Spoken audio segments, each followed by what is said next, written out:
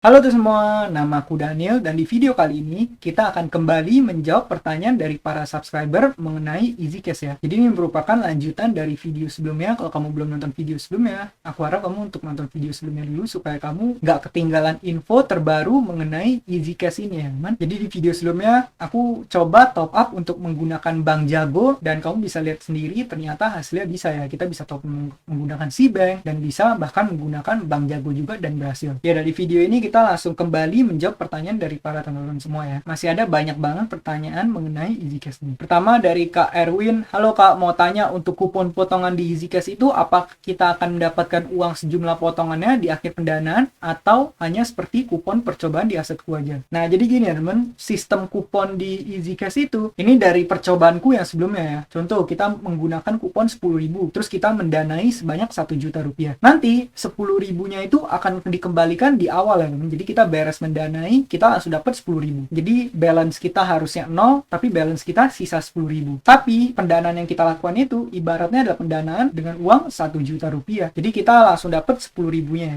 Jadi sistemnya bukan seperti kupon percobaan di asetku, bukan seperti kupon experience, terus juga bukan dapat bonus di akhir, tapi kita langsung dapat potongan diskon di pendanaan tersebut. Jadi ibaratnya pendanaan kita langsung didiskon sesuai dengan kuponnya.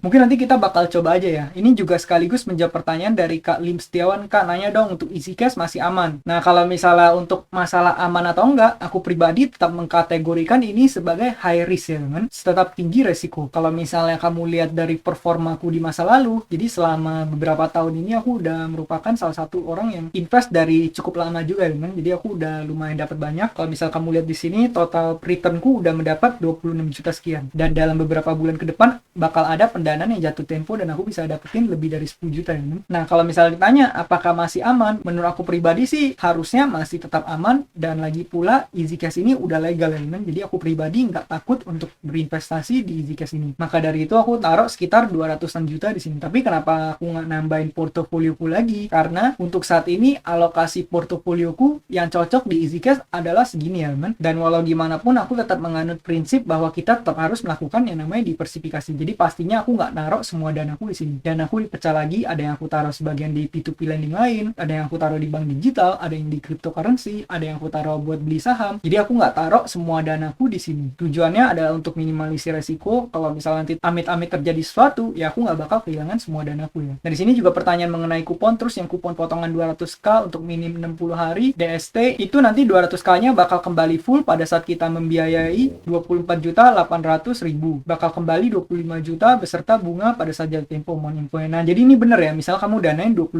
juta terus kamu pakai kupon 200.000, nanti uang kamu yang terpotong bakal 24.800.000 sehingga kamu tersisa 200.000. Terus pas nanti kamu dapat bunganya itu setara dengan pendanaan kamu senilai 25 juta. Harusnya sih perhitungannya seperti itu ya. Mungkin untuk membuktikan kita bakal coba langsung mendanai aja ya. Sebenarnya aku sih nggak mau mendanai lagi karena ini udah cukup ya, aku udah taruh cukup banyak di sini. Cuman untuk for the sake untuk ngasih informasi ke teman-teman, mungkin kita bakal coba danai langsung aja ya. Nah saat ini aku memiliki kupon hanya 1,5%. Kalau misal kita lihat ke ViewPass, di sini aku pernah dapat banyak kupon ya sebelumnya. Tapi aku belum pernah mendapatkan kupon yang 200.000 ini. Menurutku kamu cukup beruntung untuk bisa mendapatkan kupon segede itu ya. Dan kalau misal kamu manfaatin, harusnya bisa oke banget. Biasanya aku paling mentok dapatnya cuma 100.000 seperti ini. Kamu bisa lihat ini mentok 100.000. Ya udah kita bakal coba langsung aja ya. Caranya gimana? Caranya kita akan mengklaim kupon terlebih dahulu. Aku cari kupon supaya aku bisa mendapatkan kupon dulu. Nah di sini kan aku memiliki dana 18.186.094. Artinya di sini kalau aku mendanai 6 juta, harusnya uangnya berkurangnya segini ya, teman. Harusnya uangnya menjadi 12 juta sekian. Tapi karena nanti ada bonus 10.000-nya, harusnya berarti 12.196.000. Jadi kita bakal coba aja langsung ya. Di sini kita tinggal pencet land di sini, kemudian aku tinggal pencet land now, lalu aku masukkan 6 juta rupiah. Karena kupon ini hanya akan berlaku kalau aku mendanai minimal seangka 6 juta rupiah ya, teman. Di sini aku bisa nyalain kuponnya, kupon member 10.000. Nah di sini kamu bisa lihat ya, kalau misalnya aku nggak pakai kupon, returnnya tetap sama. Kalau misalnya aku nyalain kupon, returnnya juga tetap sama. Jadi kupon ini bakal langsung kita mendapatkan di dalam bentuk potongan atau diskon ya teman. Ya udah kita tinggal pencet select borrower. Seperti biasa kita reload dulu yang banyak. Ini tujuannya supaya bisa minimalisir resiko ya teman. Dengan kita mendanai ke banyak orang, ini kita artinya bisa mendiversifikasikan dana kita sehingga lebih minim resiko. Biasanya aku pilih seorang yang memiliki credit score lebih dari 0,5. Tapi kalau misal kamu bisa ketemu yang lebih dari 0,8, itu bakal lebih bagus lagi ya. 0,7 menurut aku juga masih oke. Sebenarnya sebenarnya aku pernah coba konfirmasi ke RM-nya, katanya sebenarnya ini nggak gitu pengaruh sih, karena pada akhirnya nanti dana kita bakal disebarin ke lebih banyak orang. Cuma untuk memastikan keamanan danaku, ya aku tetap melakukan ini aja. Cuma kalau misal kamu nggak sempet, menurut aku nggak apa-apa sih. Kalau misal kamu langsung pencet skip aja ya, mana langsung danai semuanya. Ya udah, kita tinggal pilih-pilihin terus orangnya.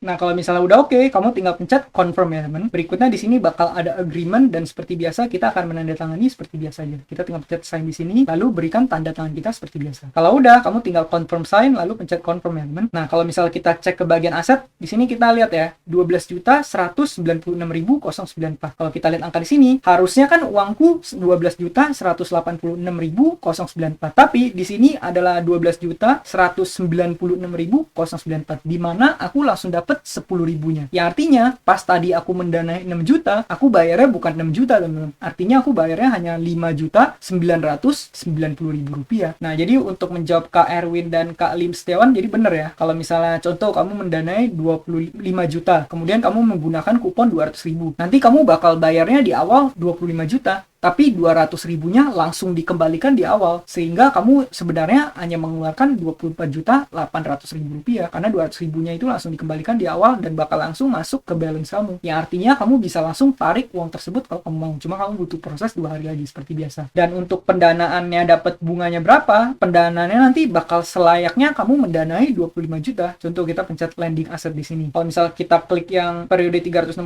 hari, nih kamu bisa lihat ya, kita bakal dapat expected income-nya di angka 1252740. Yang artinya yaitu tetap selayaknya kita mendanai sebanyak 6 juta rupiah. Contoh kita masukin ke rumus ini ya. Kita masukin tadi angkanya adalah 6 juta rupiah, untuk bunganya di angka 21%. Nih ya teman, kalau misalnya kita lihat expected income-nya di sini kan 1242740. Tapi di sini 1252740. Karena tadi kita langsung dapat 10 ribunya di awal, makanya di sini ditambah 10 ribu. Harusnya sih gitu ya teman untuk cara perhitungannya. Jadi semoga jawaban ini bisa membantu buat Kak Erwin dan Kak Lim Setiawan, dan semangat terus buat investasinya. Kalau misal kamu pengen make sure, kamu bisa tanyakan lagi ke RM-nya, karena RM pasti bisa menjelaskan dengan lebih baik ya. Dan kalau misalnya nanti aku ada salah, kamu juga boleh tetap koreksi di channel ini ya. Kamu tinggal tulis di kolom komentar aja. Nanti aku pin supaya bisa membantu teman-teman kita yang lainnya. Pertanyaan berikutnya dari Kak Batman Let Begin, kalau perbandingan dengan asetku dan koin robo gimana Gan dari segi keamanan? Nah, kalau menurut aku pribadi dari segi keamanan, ini menurut aku pribadi asetku sama EasyCash sama-sama beresiko ya teman. Dua-duanya resikonya lebih tinggi. Koin robo kalau menurut aku resikonya sih lebih rendah, karena pinjamannya udah disalurkan ke pinjaman yang bersifat produktif, di mana tujuannya adalah untuk menghasilkan uang, tujuannya adalah untuk mencetak laba. Sedangkan kalau misalnya asetku sama EasyCash itu kan biasanya ke pinjaman konsumtif. Terus juga setahu aku koin robo itu diproteksinya lebih dari satu asuransi ya. Kalau nggak salah mereka diproteksinya asuransi yang berlapis-lapis. Jadi kalau menurut aku pribadi koin robo itu secara resiko itu lebih rendah ya, dan secara keamanan lebih aman. Cuma kenapa aku lebih banyak investasinya di EasyCash? Karena menurut aku pribadi EasyCash ini menarik banget secara rasio antara resiko dan returnnya ya. Menurut aku risk sama returnnya itu menarik banget, dimana menurut aku dengan risk yang aku bisa tolerir, aku bisa mendapatkan return yang cukup tinggi juga. Tapi walau gimana pun tetap aku lebih merekomendasikan kamu untuk melakukan diversifikasi ya. Jadi kamu sebar aja dana kamu mungkin ke platform yang lebih kamu yakin kamu bisa taruh lebih tinggi, atau taruh lebih banyak alokasinya. Tapi kalau misalnya untuk asetku sama EasyCash, menurut aku saat ini lebih menarik EasyCash. Karena kenapa? Karena dengan resiko yang sama, EasyCash bisa memberikan return yang lebih tinggi. Kalau menurut aku sih gitu ya. Cuma kalau misalnya kamu beda pendapat, kamu juga boleh tulis di kolom komentar supaya kita bisa sama-sama sharing mengenai P2P lending ini ya. Karena apapun yang aku ucapkan itu belum tentu benar dan bisa juga ada salahnya.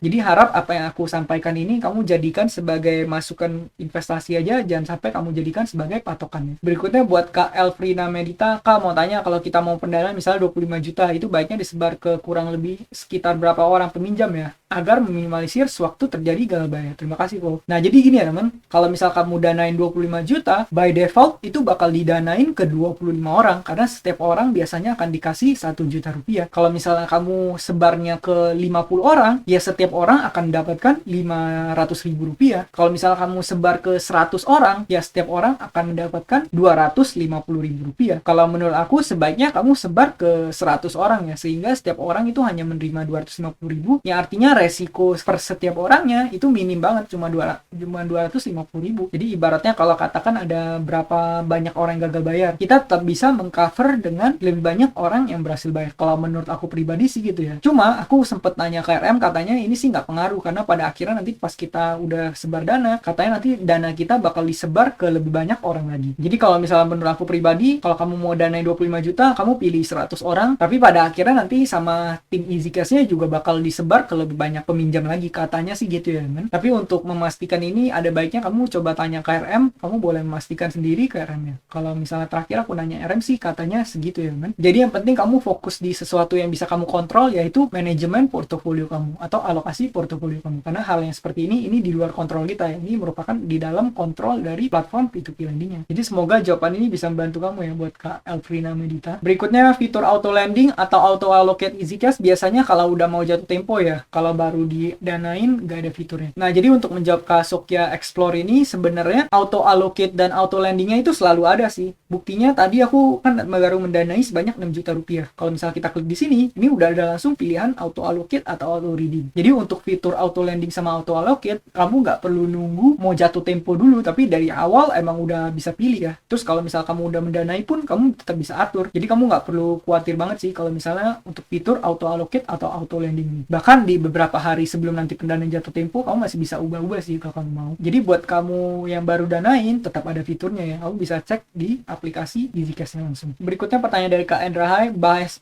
soal asuransi dong. Apa benar dana pokok kita tetap utuh di EasyCash walaupun pendanaan kita gagal bayar? Nah, kalau ini aku pribadi sebenarnya aku nggak bisa buktiin ya, teman. Karena sejauh ini EasyCash belum pernah gagal bayar. Bukannya belum pernah gagal bayar, tapi TKB tetap 100%, yang artinya semua dana investor berhasil dikembalikan. Tapi kalau misalnya ada yang gagal bayar, menurut aku tetap ada yang gagal bayar. Nah, kalau misalnya untuk pembuktian asuransinya, aku pribadi belum bisa membuktikan karena aku belum mengalami yang namanya gagal bayar ini. Belum ada danaku yang belum berhasil sampai ke aku selama beberapa tahun aku mendanai ini. Jadi aku pribadi nggak bisa buktiin ya. Kalau misalnya dijamin, menurut aku sih emang dijamin. Cuma pertanyaannya, apakah perusahaan asuransi tersebut nanti bisa menalangi semua apabila terjadi gagal bayar secara masif atau besar-besaran? Kalau menurut aku yang perlu jadi concern kita seperti itu ya. Jadi walau gimana pun mau ada asuransi sekalipun, aku tetap kategorikan ini investasi yang tinggi resiko. Jadi pastikan kamu taruh hanya sebagian kecil dari portofolio kamu ya untuk investasi semacam ini. Aku pribadi juga nggak taruh semua danaku, aku hanya taruh sebagian dari danaku ya. Jadi semoga jawaban ini bisa membantu kamu ya. Nah, mungkin sekian aja jawabanku untuk pertanyaan-pertanyaan dari teman-teman semua. Nanti kalau misalnya ada pertanyaan lagi, aku bakal jawab di video berikutnya supaya videonya nggak kepanjangan ya. Bagi kamu yang baru mampir, kamu boleh menggunakan kode referral yang udah aku tulis di kolom deskripsi saat kamu mau mulai investasi. Tujuannya supaya kamu dapat bonus investasi, nanti bonusnya kamu pakai buat memperbesar portofolio kamu ya. Nah, mungkin sekian aja video pada kali ini. Semoga jawaban-jawabanku bermanfaat buat teman-teman semua. Terus aku juga bukan financial planner. Apa yang aku sampaikan di video ini belum tentu benar, dan mungkin kamu bisa jadikan sebagai masukan aja atau sebagai saran dari investasi. Tapi kamu tetap harus menggali informasi di luar sana dari berbagai macam sumber ya, teman.